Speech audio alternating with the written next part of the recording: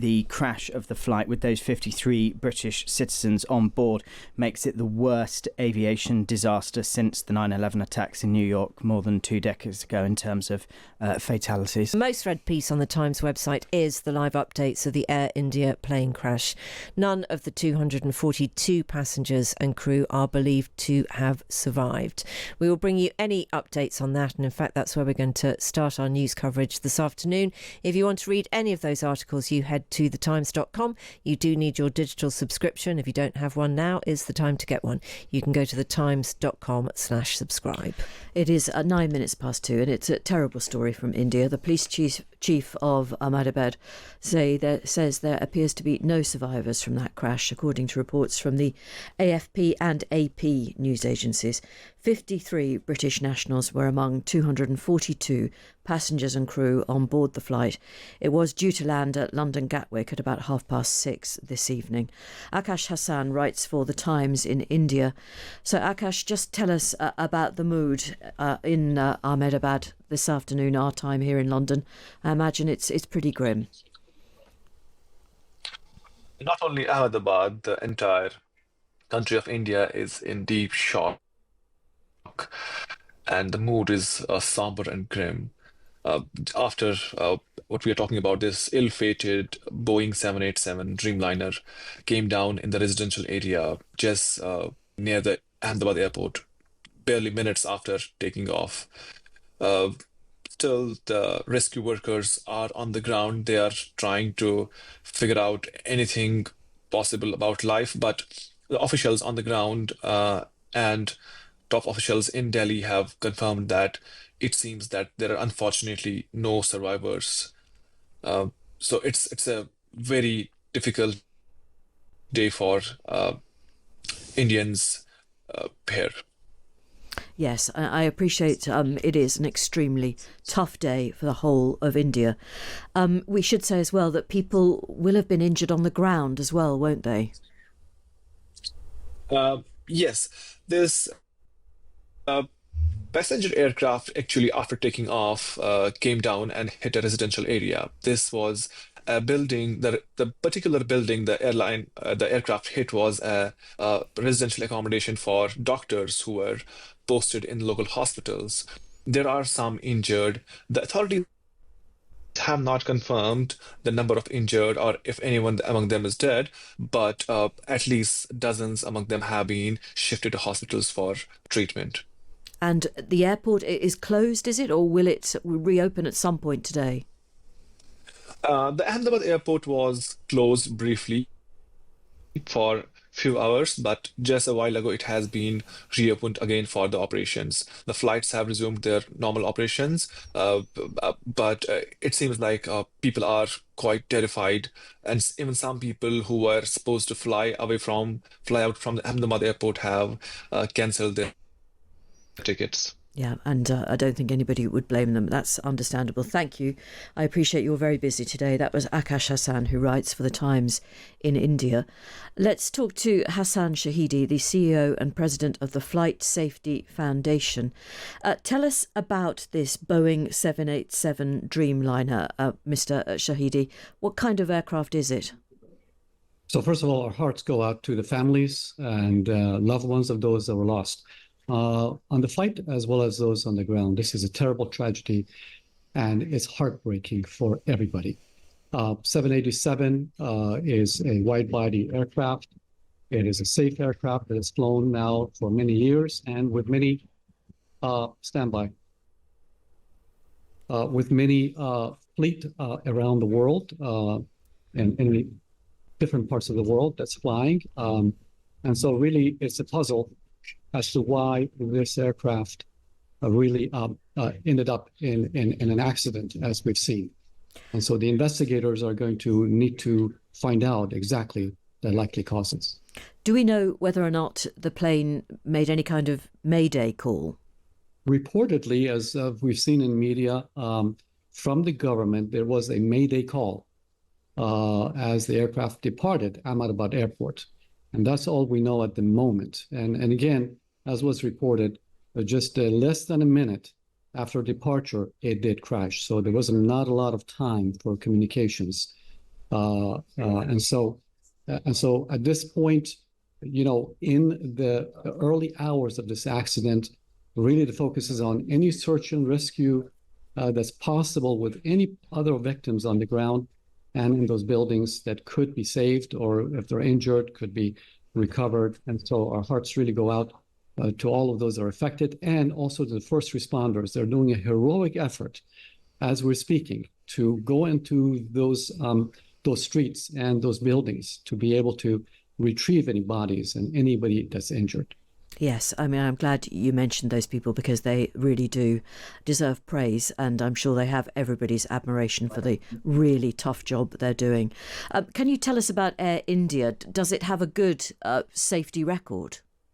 Yes, Air India has had a good safety record, and they've had, as you know, significant growth in the market, not just within India, but internationally. Ahmedabad is a hub that's serving many, many parts of the world on a daily basis. And Air India has had very good training and good safety management systems in place.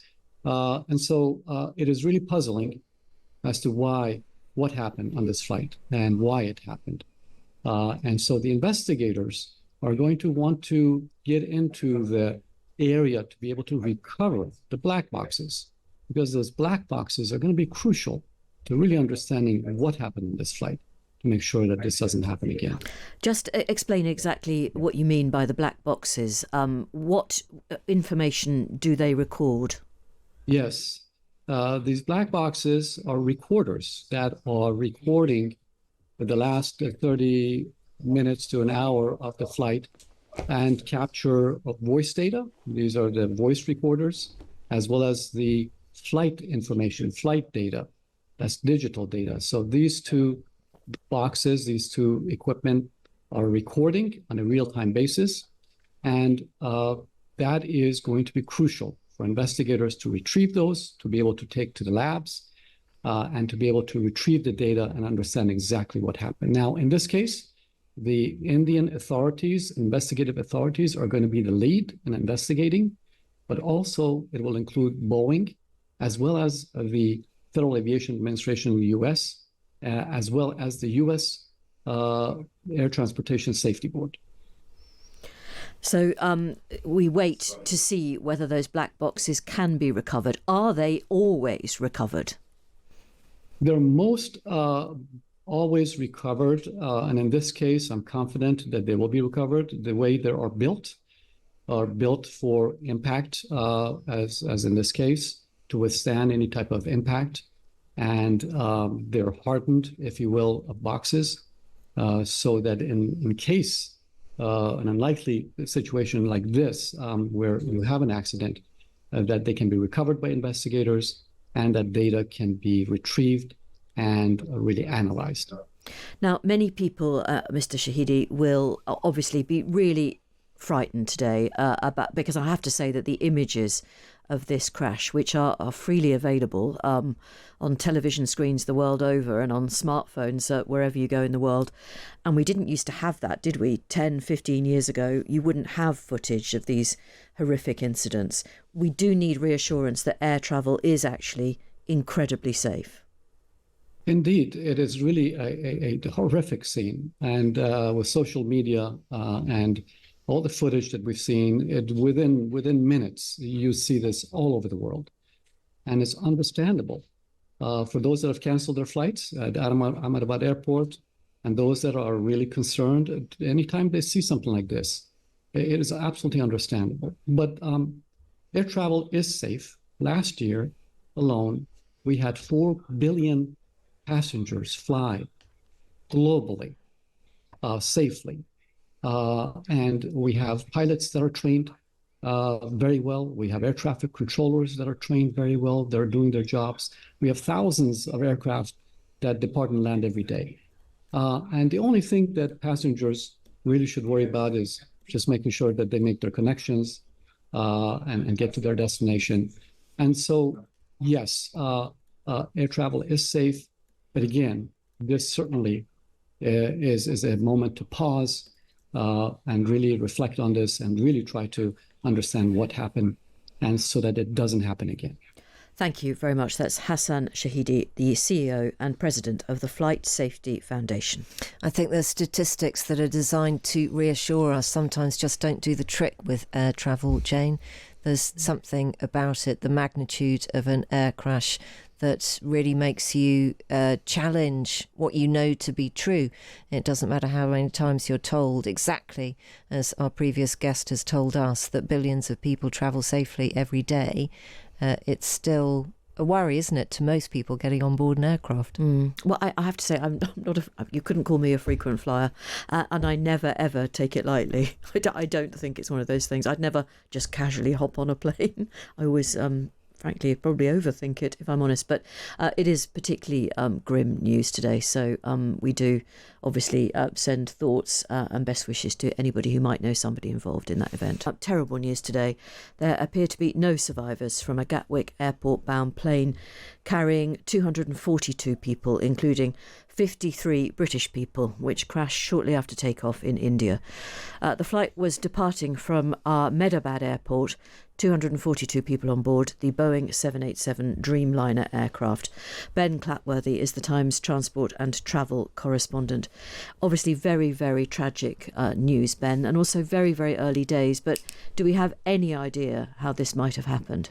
No, and there is a lot of speculation online as to there is video footage of the plane descending. The landing gear was, or the wheels of the aircraft were still down at the time of the accident. There's also speculation about what the flaps on the wings were doing. There's also talk of a double engine failure potentially caused by a bird strike, but all of that is very early and all speculation at the moment. Accident investigators, both in the UK and of course from Boeing, are travelling to the scene as well. What we do know, though, is that the crash of the flight with those 53 British citizens on board makes it the worst aviation disaster since the 9/11 attacks in New York more than 2 decades ago in terms of fatalities. Yes, I mean, it's really very grim indeed. And we need to talk about Boeing. You say that their representatives will absolutely be going to the site.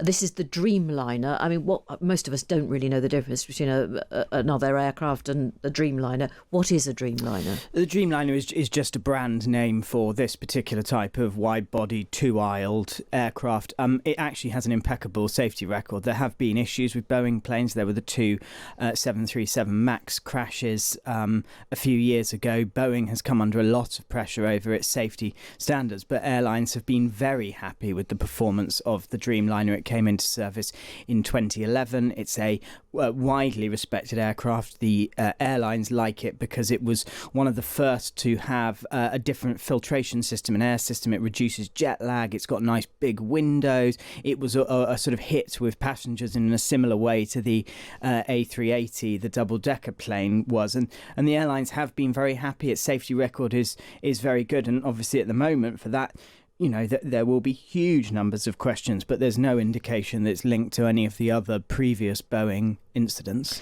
Now, this particular airport, and forgive me if you don't know these details, but it did seem to be close to a very densely populated area, and we know that, unfortunately, people on the ground have been, at best, badly hurt. I mean, the pictures from the ground and just looking here are absolutely awful. What we know is that at least part of the plane crashed into a doctor's hostel where medical staff stay while working at hospitals in the area.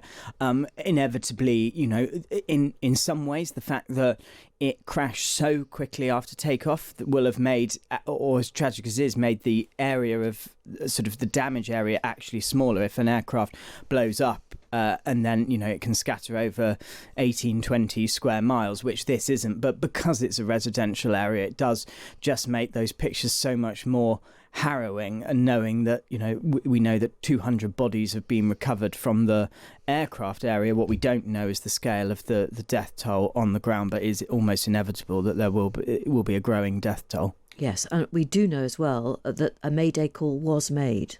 Which is only the case of pushing a button. It's not, you know, I think sometimes people talk about, there was a lot of discussion downstairs about the Mayday call. It will be it is the case of the pilot pressing one. It's as simple as that. It's one button that's pressed, and that would be inevitable. We see in the video that the plane takes off and then sort of begins its rapid descent from about 600 foot, which is a very low altitude for where it started its descent. And as I say, they hadn't even had a chance to put the wheels up, which is again happens normally 10-15 seconds after takeoff. Now we know that 53 British people were on board this plane. It was due to land at Gatwick at about 6:30 this evening.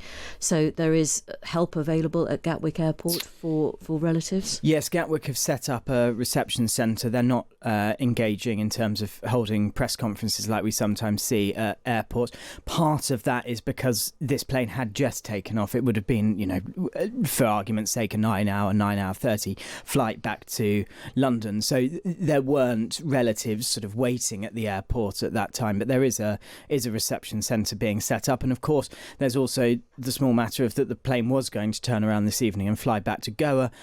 They will be expecting some people who are due to travel to be arriving at the airport looking for their arrangements. They will be handled by staff at Gatwick. And obviously it goes without saying that, airports and airlines train a lot of people to deal with these sorts of situations, and those people who are trained will be available to speak to families. Air India as well has set up a telephone line for relatives of those who are on board. Well, there have, of course, been supportive comments made by Keir Starmer, by the Indian Prime Minister, by King Charles and Queen Camilla. Everybody is very, very shocked by this. We do need to keep reminding ourselves that air travel is incredibly safe. And one of the reasons we are all so upset by incidents like this is because we can see these graphic images, but they are also so rare. They are, and actually the last decade has been the safest for air travel. In 2023, there were no incidents at all. 2024 looked like it was going to have a clean safety record as well in terms of passenger jets. There were unfortunately 2 nasty incidents at the end of last year, which did tarnish that record. But these incidents, bearing in mind the sheer volume of flights, and you only have to look at sort of flight radar maps to see the sheer number of planes in the sky at any one time. They are extremely rare. It is the safest form of transport, but the consequences of it are far higher than, say, driving is far more dangerous, but the consequences are more limited. When you cast your mind back to, say, the M5 crash, tragic event when there was the fog and the fireworks, and these things stick. And with airliners, it's the same because of the sheer number of people that are on those planes, but also the fact that you always wonder what was going through the passengers' minds as well, and that comes back to it as well. And in the case of MH17, the plane that was shot down by a Russian-made missile, I know that some of the victims' families were able to take solace in the fact that it happened so quickly that the passengers wouldn't have known anything. Similarly, with the Air France flight that crashed over the Atlantic, there was a lot of questions over what the passengers will have known. And certainly from this, it seems, they may have known they were descending, but there's also the chance that they didn't know that they were descending quite in the cabin.